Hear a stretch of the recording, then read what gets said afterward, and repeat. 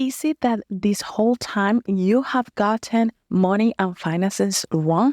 Or is there a bigger picture, something bigger, something systematic that is definitely not working and needs to be changed?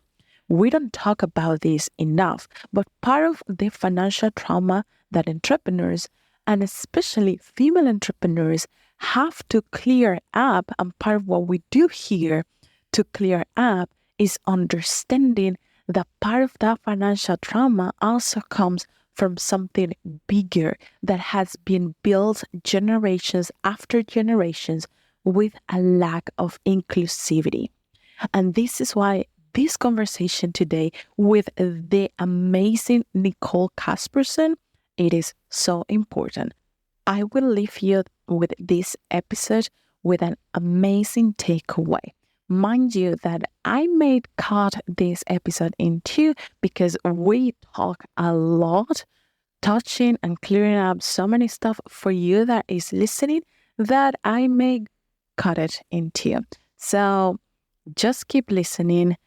Listen to takeaways from this amazing master that is Nicole, and allow us to support you to clear some of the systematic things and include for a better financial system on this conversation that will benefit you and your business.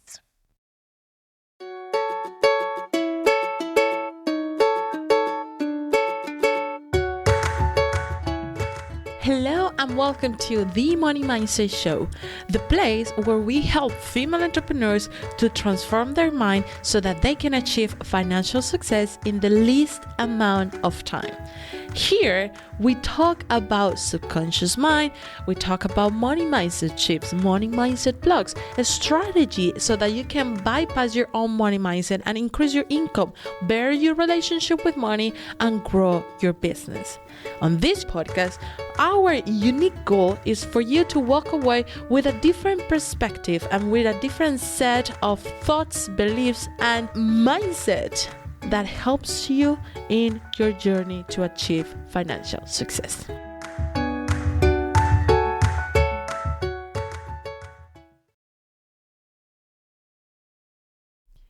Yes, we had taken some time before posting a new episode on this podcast because we were getting ready to drop the best of the best content that we have done for you.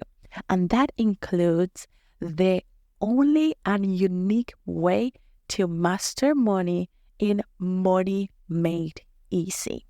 The latest course that is going to blow your mind and change your perspective with money with so much ease. Imagine you no longer feeling trapped on your own financial mess and constraint, but instead feeling the security of a consistent income and the knowing, the holy fuck, I know the income is gonna come every single time, and that you know what exactly you need to do to keep and grow not only your money but also your business. That is what Money Made Easy will do for you. Ready to tap into this kind of energy? Then go to themoneymindset.com and check out Money Made Easy. Welcome, Nicole, to the Money Mindset Show. It's a pleasure for me to be doing this with you. We met at Money 2020, and you guys know already in the podcast because I talk a lot about Money 2020 here. But oh my God, the wonderful connections that we made there, and one of those are Nicole. So thank you for joining us, and please introduce yourself and tell us a little bit on who Nicole is and how she got to be Fintech is Femme. Of course. Well, thank you so much for having me. I do love that our connection at Money 2020 is right, like progressing forward. Like we met, I randomly-ish at Money 2020, and then like maybe through Instagram, and then met in real life, and then now we get to actually collaborate on content together. That's like the best feeling is when you actually go to an event and then make real lasting connections after. So don't sleep on in-person events, people. Make sure to go to them. I try to go as many as I can. But yes, I am Nicole Casperson. I am a journalist. I am a podcast host as well. Alejandra has been on my show. It's called Humans of Fintech. And ultimately, I spent my career as a finance reporter where I covered different niche markets from auto finance to housing and mortgages to investments and financial advice. And during my time, I frankly just grew tired of editors constantly rejecting my story ideas that would largely be centered around women and female entrepreneurs for, let's just call it, the more clickable headlines. So think the Elon Musks, the CEO of Goldman Sachs, that kind of thing, right? Because, or, someone raising $100 million in like a Series A, which that typically only happens to white dudes, stuff like that. Right. Meanwhile, I'm sitting on like a treasure trove of incredible stories of these amazing women building incredible companies and having these remarkable characteristics as female leaders. And they want to throw it in the diversity section of the magazine instead of putting it as front page news or front page analysis. So when it came time for me to feel comfortable enough to leave my traditional trajectory to launch my own media platform, I did that about a year and a half ago. I guess we're like coming in on a little over a year and a half ago, almost 2 years. But I launched Fintech is Femme to fix that problem. So Fintech is Femme is a newsletter. It is a podcast, which I called Humans of Fintech, and an event series and a community where I write about fintech news. I educate people, even industry professionals, on what fintech is and its capabilities, but through the lens of always remembering that the point of this industry was to increase financial inclusivity and to make our economy more equitable for everyone. And when we do that, we actually make more money, not only for the industry, but for the individuals and the consumers and for the entire, world, literally. Yeah. If we had more access to women having more money, we would increase GDP in like every single country. So that's what Fintech is Femme does. We elevate women so that we can see more women in the space and diverse leaders who are building for financial inclusivity. Let me tell the people listening how we met. So this was funny because I want to show the impact that you didn't realize you were having, but it attracted and really shows the mission of what you're doing. I was we were in a press conference for something on Money 2020, right? And then I was sitting, and then I saw Nicole sitting next to me. I heard the press and blah, blah, blah. But then I look and it said, Fintech is Femme. And I remember that I talked with somebody here in Delft because I was looking for, female-based fintech because I want to develop something. And this person talked to me about Fintech is Femme. And I'm like, wait a minute, are you the founder of, and everything connected.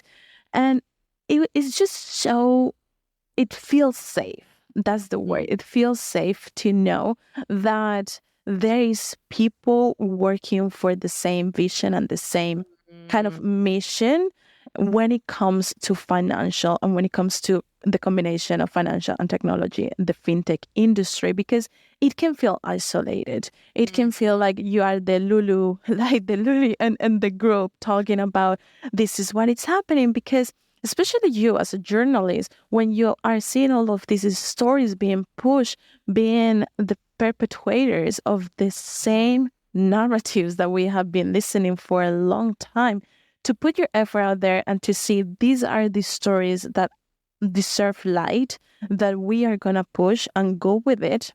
It's scary, but it's worth it, right?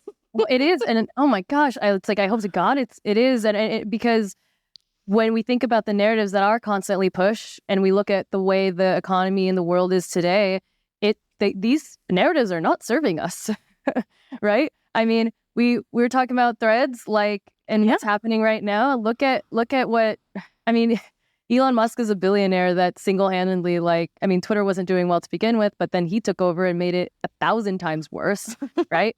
And he made it so bad, 100 billion people went and signed up for another app. Right. You know?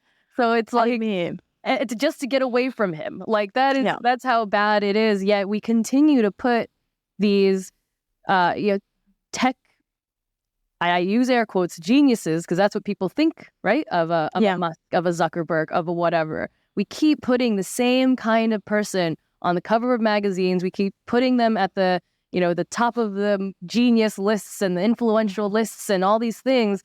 And we keep listening to them like they're these heroes. And what ends up happening most of the time is that we're left disappointed and we're left with crappy results that doesn't really serve anyone except for like the top 1%. Yeah. So all of us need to see something different. We need to be consuming different kinds of content, and we need to, frankly, shut the gaslighting off that comes with so much of mainstream media's portrayal of these, big male genius tech gurus and entrepreneurs, because there are way too many stats out there that prove that female entrepreneurs do a hell of a lot of a better job. Yeah. I want to pick your journalist brain on that. What are some of the best stories of female entrepreneurs in fintech that you have heard? There's so many. Oh my goodness. Listen to my podcast. It's called Humans of Fintech. There's an endless amount. I think there's so many. You know what? I could throw out one that maybe is a little less known. So there's a woman named Danny Fava, and she's the head of innovation at Investnet, which is a giant fintech company that largely caters to the wealth management and financial advice space.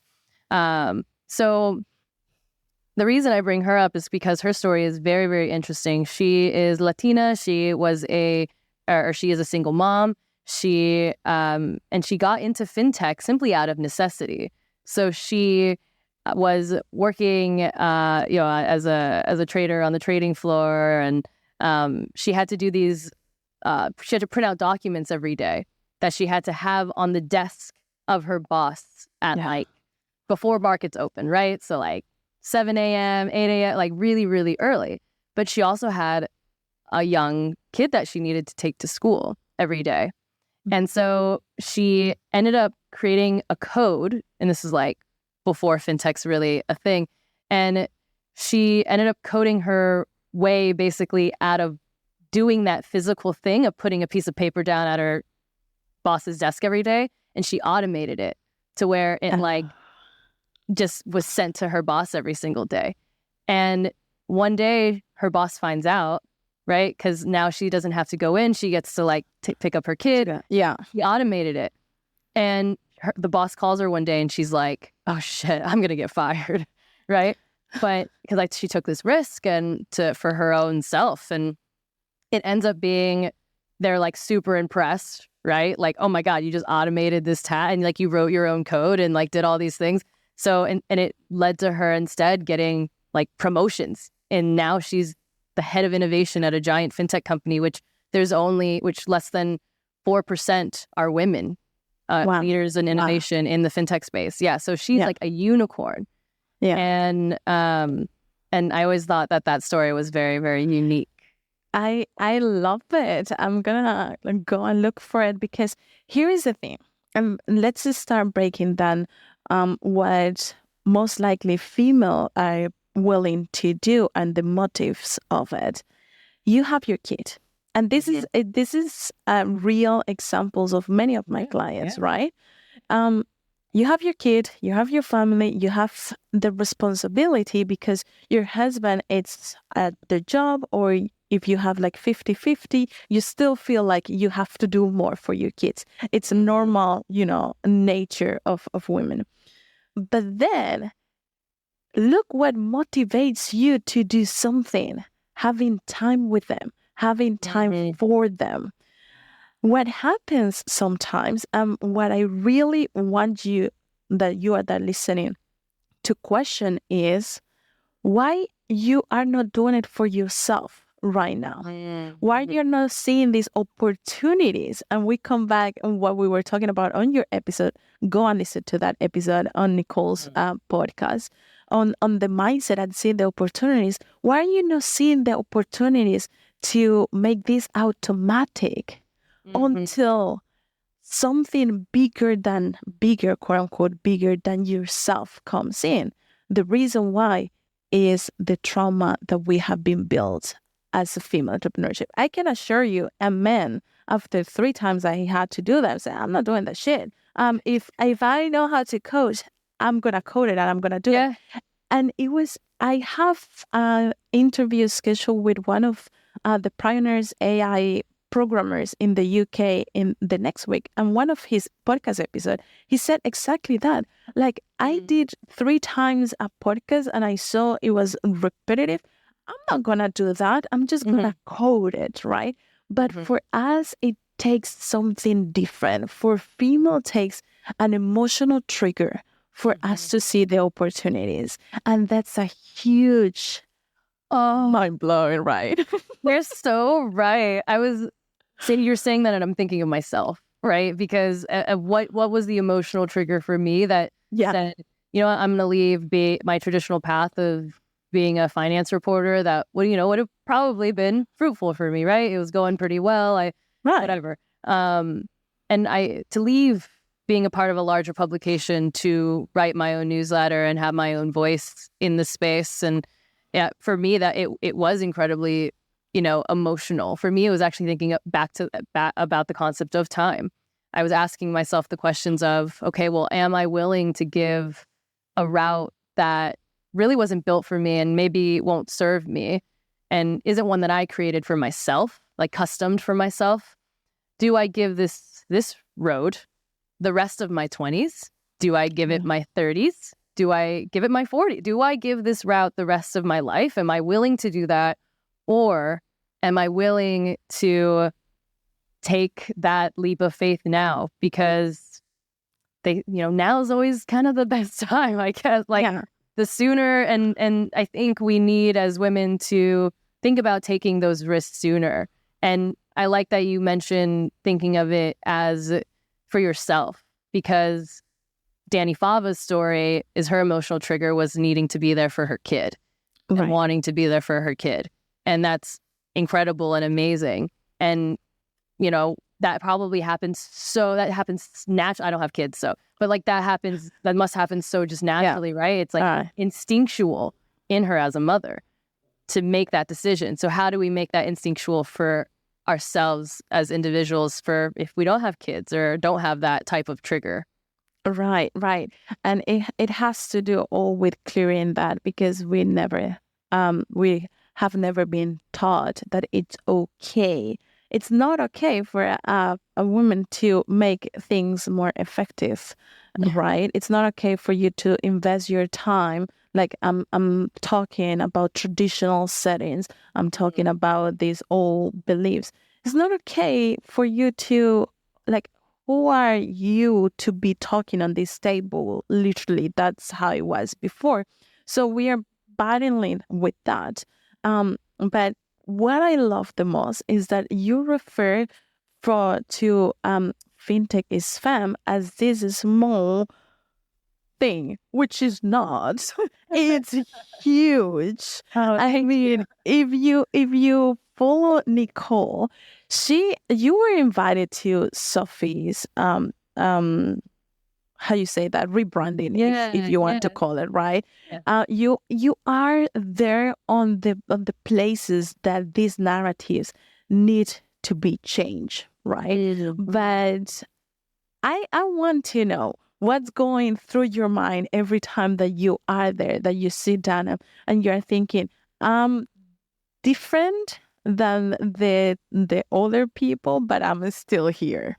Oh my gosh. Where to begin? I mean, if I'm being totally honest, the number one, well, if I'm going to use the SoFi dinner an event as an example, so basically the context of that is I do have like a partnership with SoFi where I am one of their, brand ambassadors and representators. Anyways, hello words.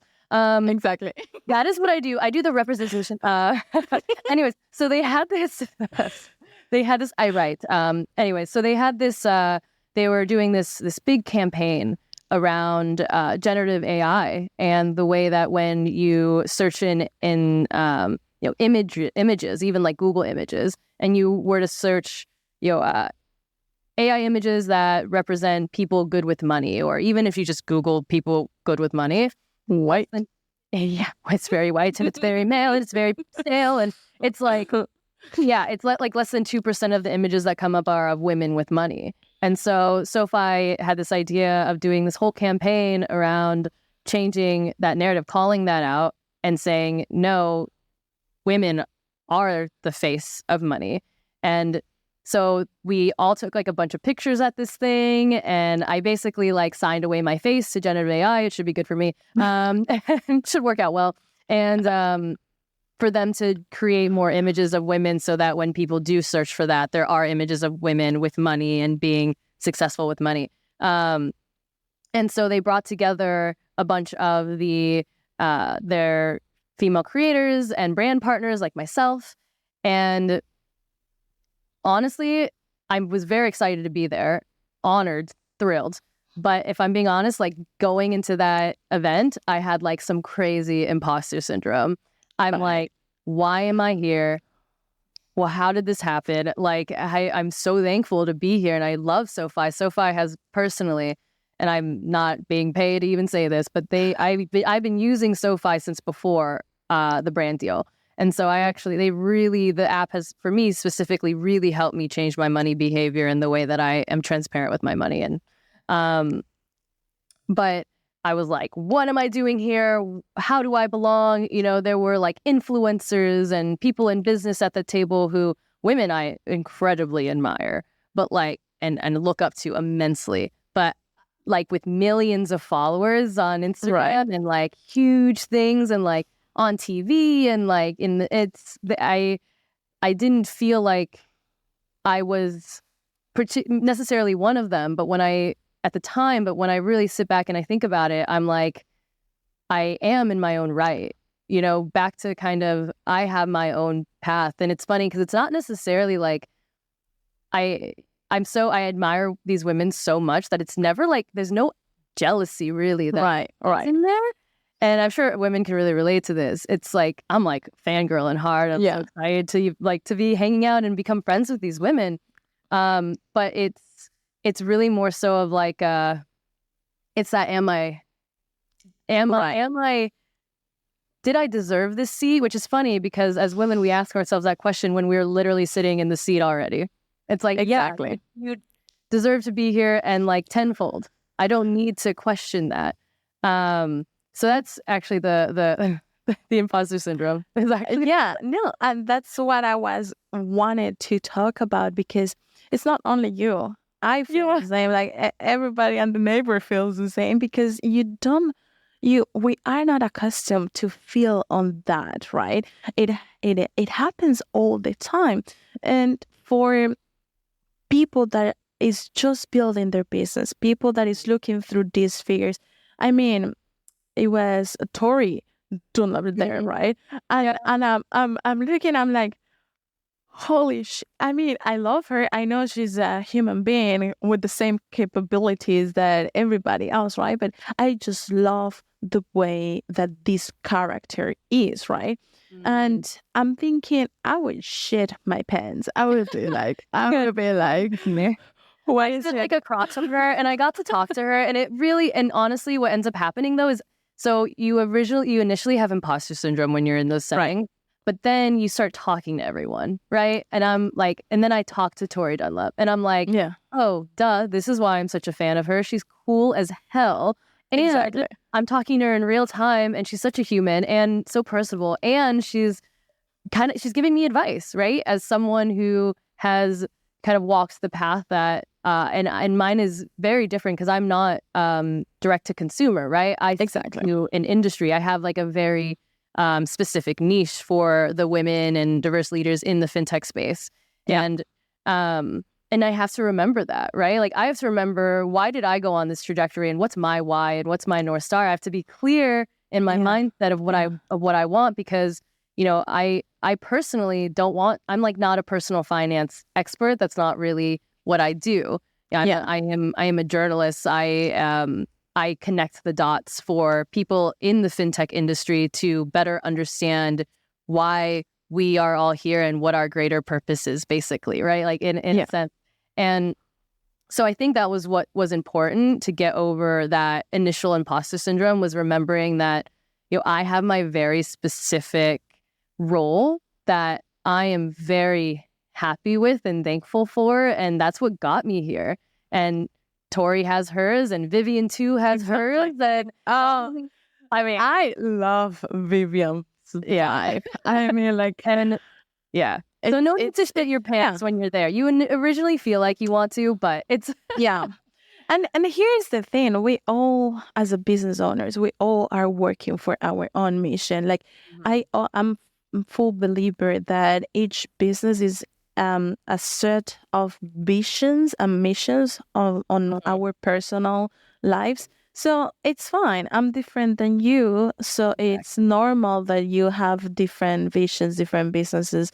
And that goes along a little bit on what we talk about on comparison on Instagram, on your podcast.